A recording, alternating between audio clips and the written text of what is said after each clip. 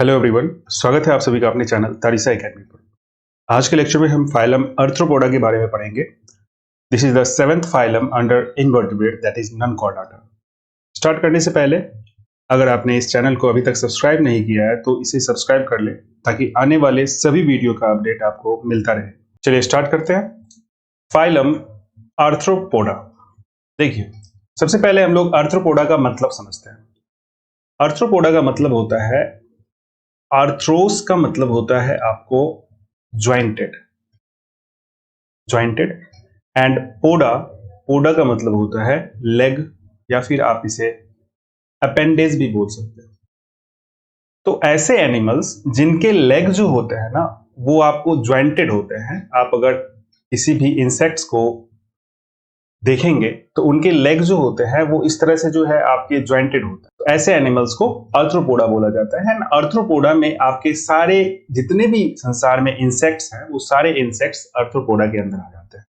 It is the largest phylum of animal kingdom, largest phylum of animal kingdom. Understand? It is the largest phylum of animal kingdom and approx 9 lakh species are found in our atmosphere of phylum Arthropoda.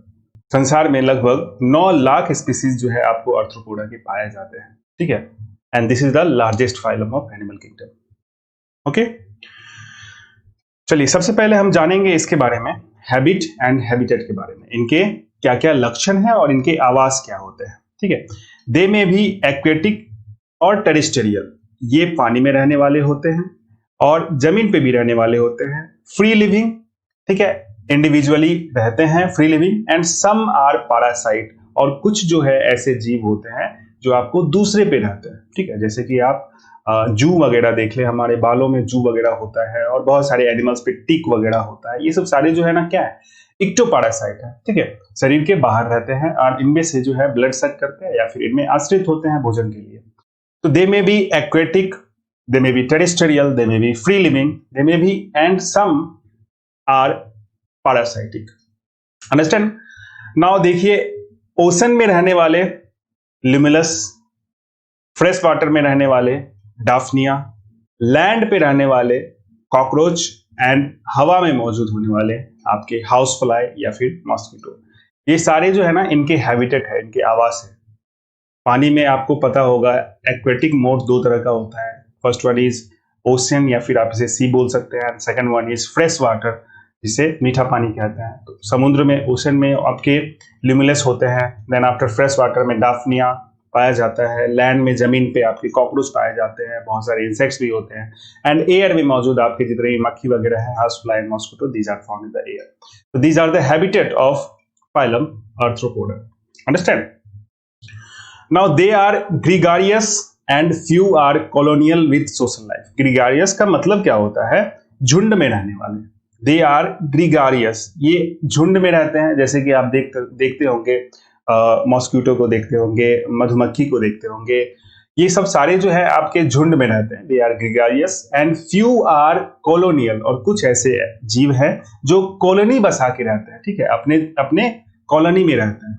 Few are colonial with social life, जैसे कि आप देख सकते हैं B में, मधुमक्खी में, मधुमक्खी का एक कॉलोनी होता है। ठीक है, वो अपने कॉलोनी में ही होते हैं जिनमें आपके ड्रोन्स होते हैं, क्वीन होती है, तो वर्कर होते हैं। तो ये सब सारे जो है ना कॉलोनी के में आपको रहने वाले इंसेक्ट्स हैं। अंडरस्टैंड? तो दे आर ग्रीगारियस, ये आपको झुंड में रहने वाले होते हैं, एंड फ्यू आर, कुछ कॉलोनी में रहते हैं with their social life. Now fossils देखिए, fossils of Arthropoda are called trilobites. This is very important. Fossils होता क्या है आप इसे समझे। सबसे पहले fossils are the dead remain of plant and animal. ठीक है, fossils are the dead remain of plant and animals. किसी भी प्लांट और किसी भी एनिमल का जो सड़ा गला पदार्थ होता है उसे हम फॉसिल कहते हैं, जो आपको लाख हजार वर्ष के बाद जो है ना आपको वो फॉसिल में कन्वर्ट हो जाता है, फॉसिल फ्यूल जिसे बोलते हैं। तो the dead remain of plants and animals it is found inside the earth and that is called fossil. Fossils जो होते हैं आर्थ्रोपोडा के, वो आपको क्या कहलाते हैं? ट्राइलोबाइट्स कहलाते हैं। This is very important. Understand? चलिए आगे बढ़ते हैं। नाउ बॉडी फॉर्म्स देखते हैं। बॉडी फॉर्म्स इनके क्या क्या बॉडी की स्ट्रक्चर है। Body is segmented externally. Body जो है आप अगर देखेंगे तो this is first segment, this is second segment, this is the segment. ये आपको बॉडी पे सेगमेंट देखने को मिलेगा, ठीक है। Body is segmented externally and the body is divided into 3 regions, that is anterior head, middle thorax and posterior abdomen. Body जो है 3 रीजन में बटा हुआ होता है। सबसे ऊपरी वाले हिस्से को, सबसे आगे वाले हिस्से को, एंटेरियर वाले हिस्से को हेड बोला जाता है, ठीक है। मिडिल वाले हिस्से, this is the middle one, इसे थॉरेक्स बोला जाता है एंड द पोस्टीरियर वन, सबसे पीछे वाले हिस्से को एब्डोमेन बोला जाता है, एब्डोमेन। तो body is divided into 3 region, that is head, thorax and abdomen, ठीक है। बॉडी जो है आपको 3 रीजन में बटा हुआ है, जिन्हें हेड, थॉरेक्स और एब्डोमेन बोला जाता है। The body of Arthropoda is covered by hard waterproof exoskeleton made up of chitin. अब देखिए बॉडी पे जो है आपको एक बाहरी कंकाल होते हैं, दैट इज एक्सोस्केलेटन, जो आपको चाइटिन का बना होता है। It is a chemical which gives shape या फिर आप मजबूती प्रदान करने का काम करता है, ठीक है। तो चाइटिनियस होते हैं इसके एक्सोस्केलेटन। आपको पता होगा एक्सोस्केलेटन क्या होता है और इंडोस्केलेटन क्या होता है, ये आप जानते होंगे। अगर नहीं जानते हैं तो आप समझ ले। देखिए शरीर के बाहर जो भी स्ट्रक्चर मौजूद होते हैं, जो हमारे बॉडी में प्रोटेक्शन प्रदान करते हैं या फिर बॉडी के आप कह सकते हैं एक्सटर्नल शेप प्रदान करता है बॉडी को, दैट इज कॉल्ड एक्सोस्केलेटन। जैसे कि आप एग्जांपल के तौर पे ले ले, हॉर्न होते हैं, सींग होते हैं जानवर में, ठीक है। पंख होते हैं, फिदर्स होते हैं बर्ड्स वगैरह में, खुर होते हैं, हुफ्स वगैरह होते हैं, नेल्स हमारी बॉडी में, nails is the exoskeleton, here is the exoskeleton, ठीक है। तो ये सब सारे जो है ना, मछली में जो पंख होते हैं, फिन्स, ये सब सारे जो है आपके शरीर के एक्सोस्केलेटन है, जो शरीर के बाहर अवस्थित होते हैं, जो शरीर को एक तरह से मूवमेंट में मदद करता है या फिर आप कह सकते हैं मजबूती प्रदान करता है। तो that is the exoskeleton which is present on our body, understand. And the endoskeleton उसे बोला जाता है जो शरीर के अंदर होते हैं। इंडो का मतलब ही होता है अंदर, तो इंडोस्केलेटन का मतलब क्या होता है, the skeleton which is present inside the body and that endoskeleton is our bone and cartilage, ठीक है।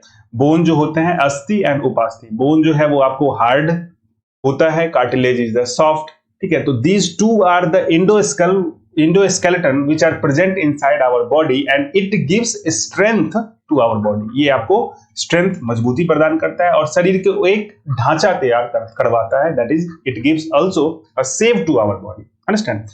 तो यहाँ पे आपके एक्सोस्केलेटन मौजूद है, शरीर पे बाहरी कंकाल मौजूद होते हैं and that exoskeleton is made up of chitin. वो चाइटिन का बना हुआ होता है, ठीक है। हमारे बॉडी में इंडोस्केलेटन जो बने हुए होते हैं वो किस चीज का बना हुआ होता है, कैल्शियम और फास्फोरस का बना हुआ होता है, लेकिन यहाँ पे एक्सोस्केलेटन जो है वो आपको चाइटिन का बना हुआ है। This is very important.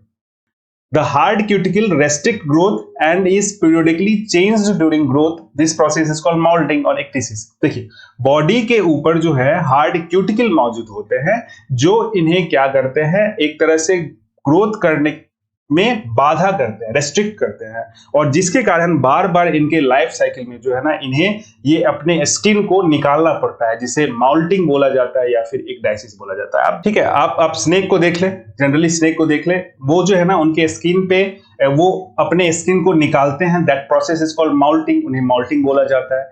तो वो स्किन जो है उनको ग्रोथ करने में जो है वो आपको बाधा के पात्र होते हैं, बाधा क्रिएट करते हैं, दैट्स व्हाई वो बार बार अपने स्किन को निकालते रहते हैं। तो यहाँ भी वही प्रोसेस है, यहाँ भी आपको माउल्टिंग होता है ताकि ये इनको ग्रोथ करने में जो है मदद मिल सके, ठीक है, ग्रोथ करने में सहूलियत हो सके, जिसके कारण जो है ये अपने स्किन को बार बार, अपने क्यूटिकल को बार बार जो है ना माउल्टिंग के जरिए निकालते हैं, understand. Now body symmetry is bilaterally symmetrical. Bilaterally symmetrical कहने का मतलब क्या होता है, आप अगर इसको बीचे बीच अगर कट कर देते हैं तो 2 इक्वल हाफ में ये आपको डिवाइड कर जाएगा, तो that's why they are bilaterally symmetrical. बार बार मैंने बताया। Then after level of organisation, यहाँ पे क्या है, organ system level of organisation. मैंने बताया आगे जितने भी आपको फाइलम देखने को मिलेगा वहां पे organ system level of organisation है। कहने का मतलब क्या, बॉडी में डाइजेस्टिव सिस्टम मौजूद होंगे, respiratory system, excretory system, reproductive system, different body system आपको देखने को मिलेगा, ठीक है। Then germ layer is triploblastic animals. Triploblastic animal कहने का मतलब क्या, बॉडी जो है 3 लेयर से बना हुआ है। First one is outer most is called ectoderm, middle one is called mesoderm and the inner one is called endoderm. तो 3 लेयर से आपके बॉडी जो है घिरे हुए हैं, बने हुए हैं, ठीक है। That's why derm layer is triploblastic in nature.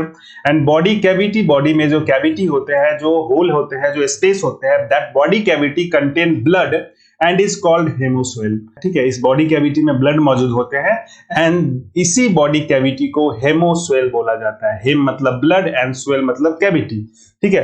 तो बॉडी कैविटी में को हेमोसोल बोला जाता है।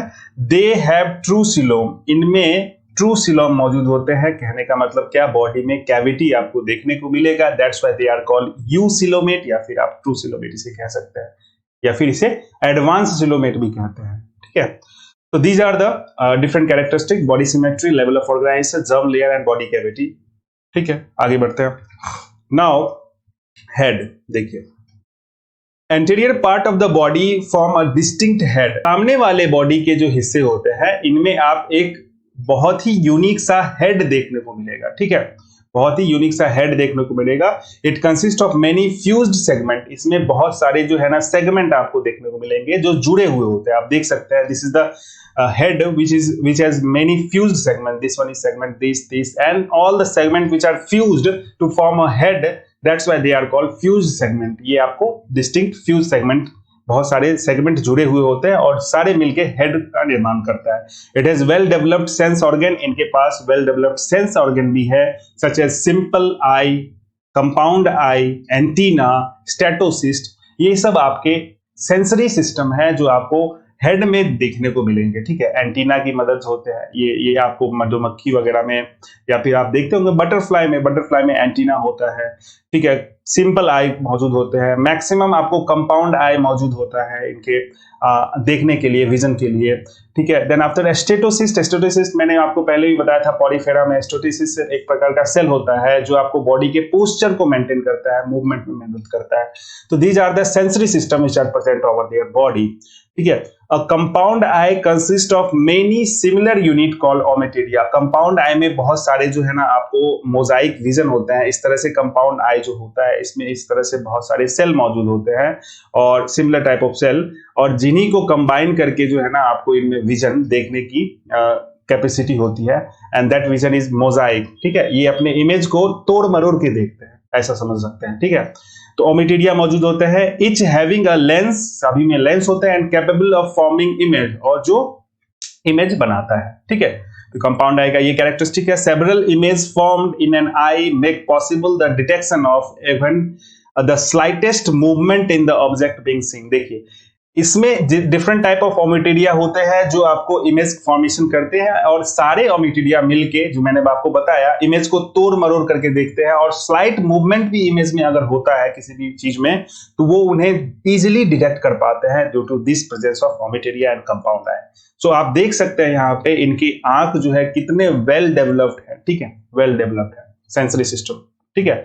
So sensory system is well developed here, and some and all the segments bear appendages and these are jointed। और बॉडी पे जितने भी सेगमेंट होते हैं, या तो कुछ सेगमेंट पे आपको ज्वाइंटेड अपेंडेजेस होंगे, या फिर सारे सेगमेंट पे जो है आपको ज्वाइंटेड अपेंडेजेस होंगे। अपेंडेजेस यानी कि हाथ और पैर होते हैं, इन्हीं के नाम पे इन्हें अर्थ्रोपोडा बोला गया है। Is very important. अर्थ्रो का मतलब मैंने स्टार्टिंग में ही आपको बताया था, दैट इज ज्वाइंटेड, एंड पोडा मतलब लेग। इनके बॉडी पे हर एक सेगमेंट पे या फिर कुछ ही सेगमेंट पे जो है लेग जो होता है वो ज्वाइंटेड मौजूद होते हैं। That's why they are called Arthropoda. Understand? चलिए आगे बढ़ते हैं।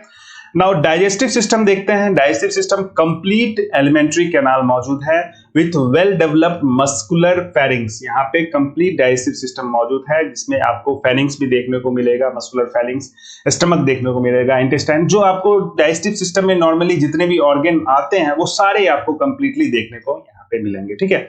एक्स्ट्रा सेलुलर डाइजेशन होगा, दिस इज वेरी इंपॉर्टेंट। यहाँ पे आप आगे की सारे फाइलम में आप देखेंगे एक्स्ट्रा सेलुलर डाइजेशन होता है, यानी कि सेल के बाहर जो है आपको डाइजेशन होता है और सेल जो है उस डाइजेस्टेड फूड को एब्जॉर्ब करके फिर जो है ना न्यूट्रिएंट बॉडी को पोषण प्रदान करता है, ठीक है। तो शरीर के बाहर जो है, सेल के बाहर जो डाइजेशन होता है that is called extra cellular digestion, ठीक है। नाम से ही पता चलता है एक्स्ट्रा सेलुलर, सेल के बाहर जो डाइजेशन हो रहा है दैट इज बॉडी के ल्यूमेन में जो डाइजेशन हो रहा है, इंटेस्टाइन में जो डाइजेशन हो रहा है, इसी को एक्स्ट्रा सेलुलर डाइजेशन बोलते हैं, ठीक है।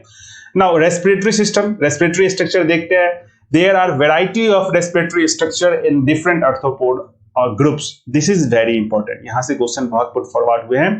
डिफरेंट ग्रुप्स में, डिफरेंट इंसेक्ट में आपको डिफरेंट रेस्पिरेटरी ऑर्गन देखने को मिलेंगे। जैसे कि आप देख ले गिल्स गलफरा जिसे बोलते हैं, gills are present in prawn या फिर क्रैब कह लें, ठीक है।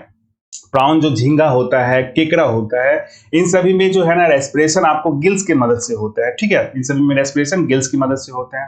देन आफ्टर बुक गिल्स क्या होता है, देखिए ये भी गिल्स है। बुक गिल्स क्या होता है, गिल्स के जो है ना आपको इस तरह से जो अरेंजमेंट होता है, जैसा लग रहा है क्या, सो बुक का जो पेज है उसकी तरह जो है ना आपको देखने को लगता है, that's why they are called book gills, ठीक है।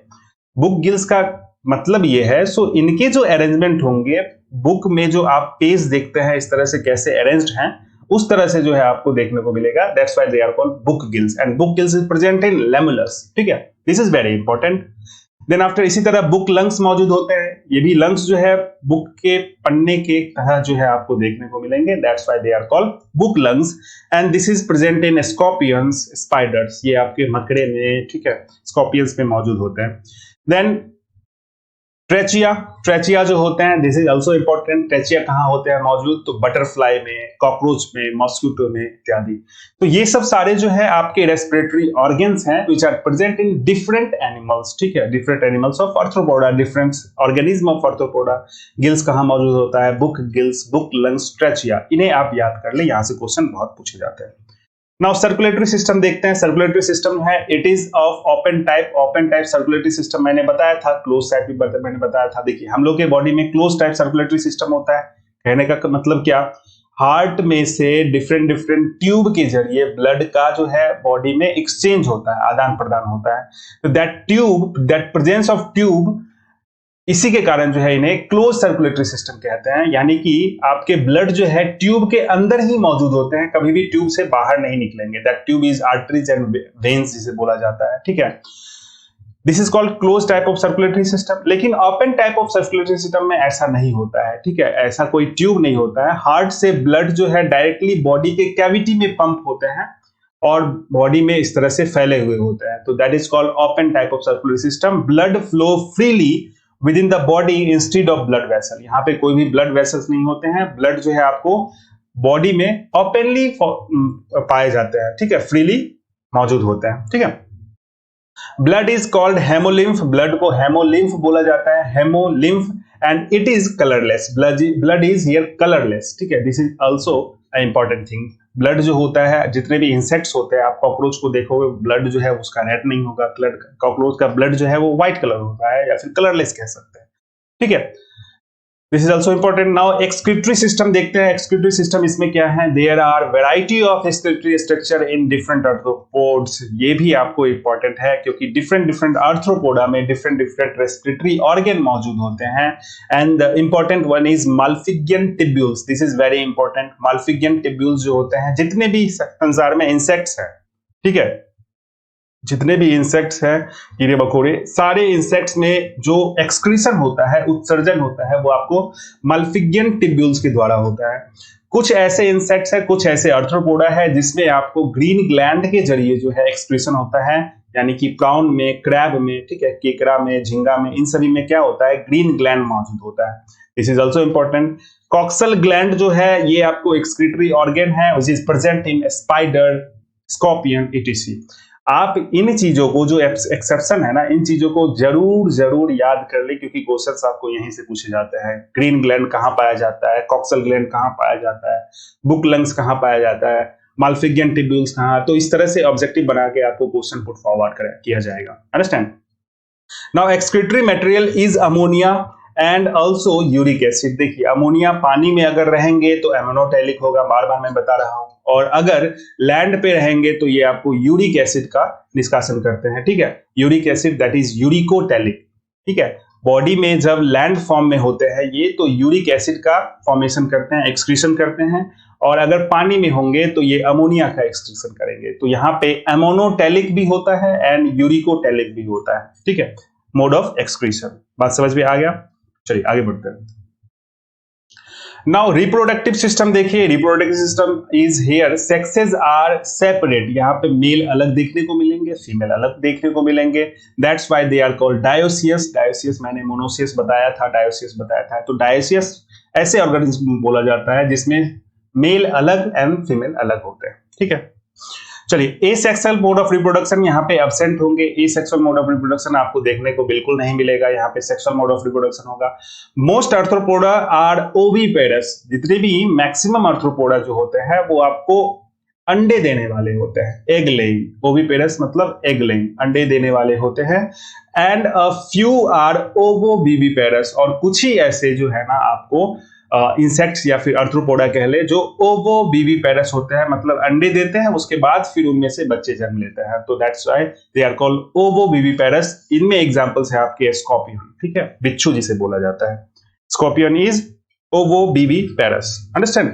चलिए आगे देखते हैं, आगे इज फर्टिलाइजेशन। फर्टिलाइजेशन में देखिए, फर्टिलाइजेशन इज एक्सटर्नल, ये शरीर के बाहर होता है fertilisation, in few aquatic form and internal in the majority. देखिए अधिकतर में फर्टिलाइजेशन शरीर के अंदर ही होगा, फीमेल के अंदर जो है आपको फर्टिलाइजेशन निषेचन की क्रिया होता है। फर्टिलाइजेशन होता क्या है, सिंपली आप समझिए, मेल में से स्पर्म आया, फीमेल में से ओवा आया, दोनों का फ्यूजन जो होता है, दोनों का मिलना, that process is called fertilisation. इसे निषेचन भी बोला जाता है हिंदी में, ठीक है।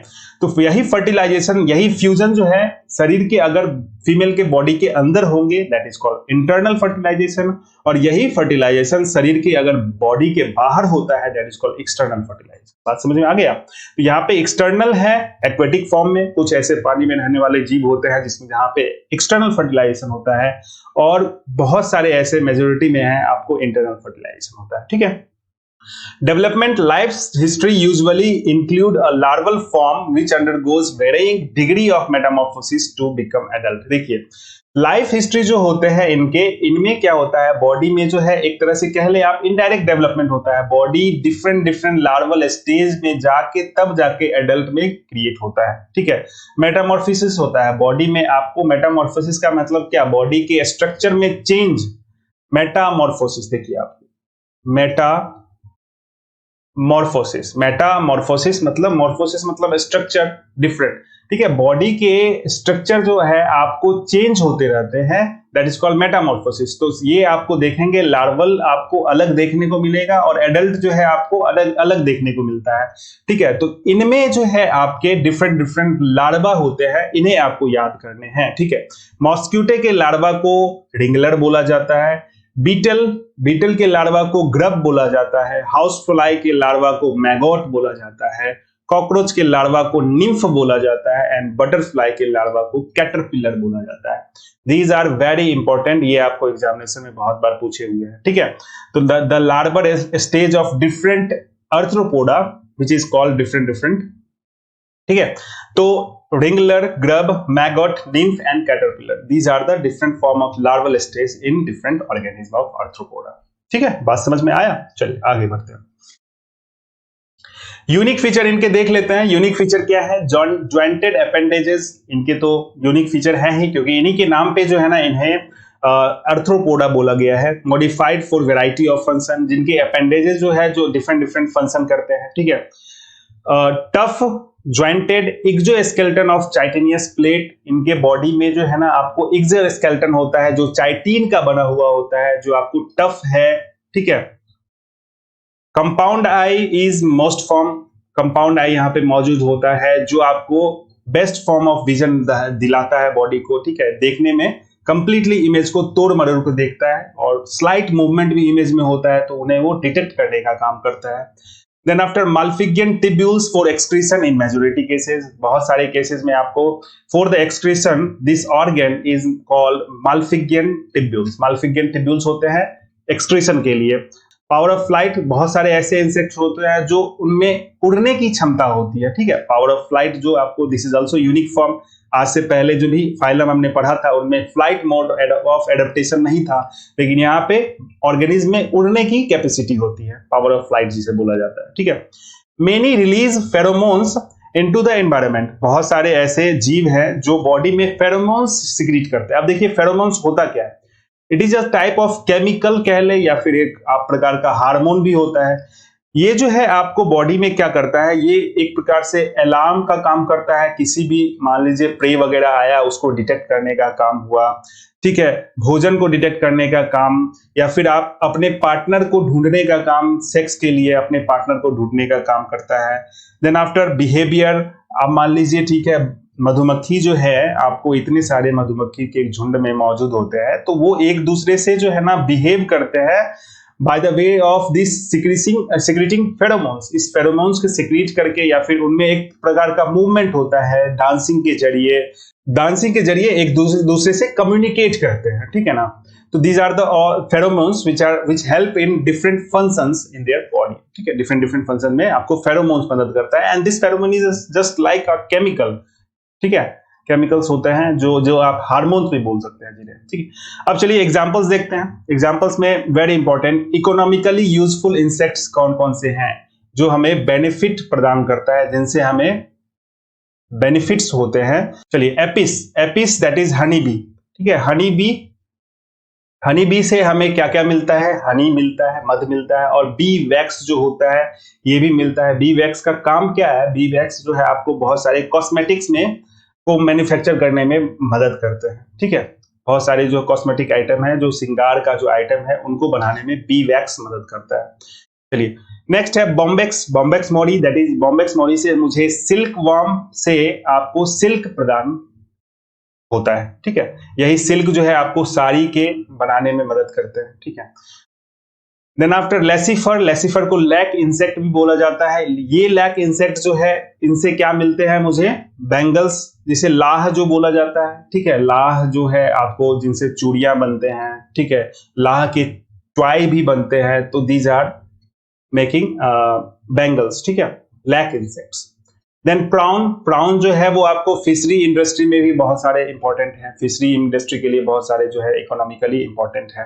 तो these are the examples which are very beneficial for us. Apis honey bee से मुझे हनी मिलता है, बॉम्बेक्स मोरी से हमें सिल्क वॉर्म मिलता है, सिल्क वॉर्म से हमें सिल्क मिलता है, लैक इंसेक्ट से हमें बैंगल्स ट्वाइस मिलते हैं, प्राउन से हमें फिशरीज, ये सब सारे जो है आपको इकोनॉमिकली इंपॉर्टेंट हैं एग्जांपल्स।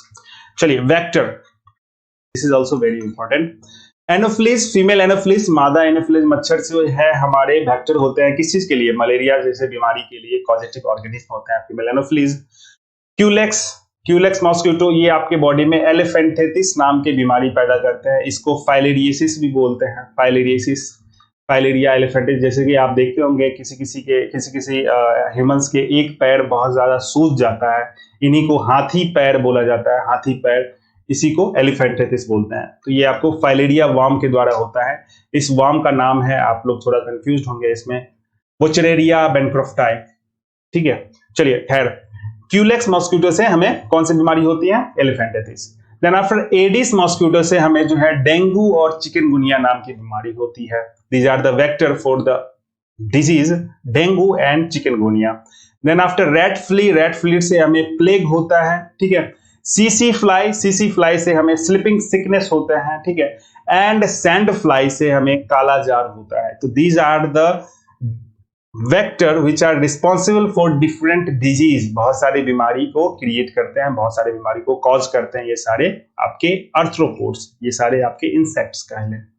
नाउ ग्रीगारियस पेस्ट, जैसे कि लोकस्ट, अभी आपने देखा होगा लोकस्ट जो होते हैं, टिड्डा जिसे बोला जाता है, ये आपको घुमक्कर होते हैं, ग्रीगारियस पेस्ट।